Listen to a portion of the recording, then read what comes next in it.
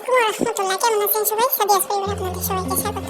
এটা হচ্ছে আমার বোনের এলাকা, আমার বোনের শ্বশুরবাড়ির এলাকা। আমাদের গ্রাম থেকে পাশে আর কি গ্রাম।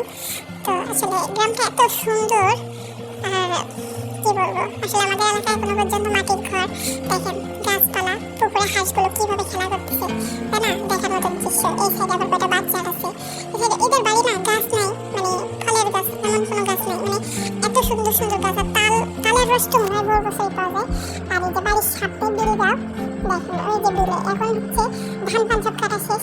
আর গ্রামটা জাস্ট অসাধারণ, মানে গাছ গাছালিতে ভরা, এত সুন্দর, মানে দেখার মতো একটা গ্রাম। আমার অবশ্যই খুবই ভালো লাগে। তবে এদের বাড়িতে একটু বিলের ভিতরে। আসলে গ্রাম মানে একটা ভালো লাগা, ভালোবাসার জায়গা, যেটা আসলে বলার কিছুই নাই। আর গ্রামে যারা বসবাস করে তারা তো জানো এই গ্রামের সৌন্দর্য কি। গ্রাম আসলে খুবই ভালো। শহর একটা মনে হয়, কি বলবো এটাকে, শহরে যারা থাকে তারা চোখ কান বুঝে তাদের থাকতে হয়, কোনো শান্তি নেই, অশান্তি অশান্তি অশান্তি, এই ছাড়া কিছুই নেই। দেখেন চতুর্দিকটা জাস্ট অসাধারণ। এখানে একটা পুকুর ছিল, কিন্তু পুকুরটা মানে পানি শুকাই গেছে, বৃষ্টির সময় আবার পানি হবে। দেখুন কি সুন্দর, তাই না? মাশাআল্লাহ মাশাআল্লাহ। আর যখন ধান হয় না, মানে এই জমিতে, তখন যে এত সুন্দর লাগে, তখন দেখার মতো লাগে। দেখেন বিকালে সূর্যোদয়টা, মানে সূর্যটা কি সুন্দর লাগতেছে, তাই না?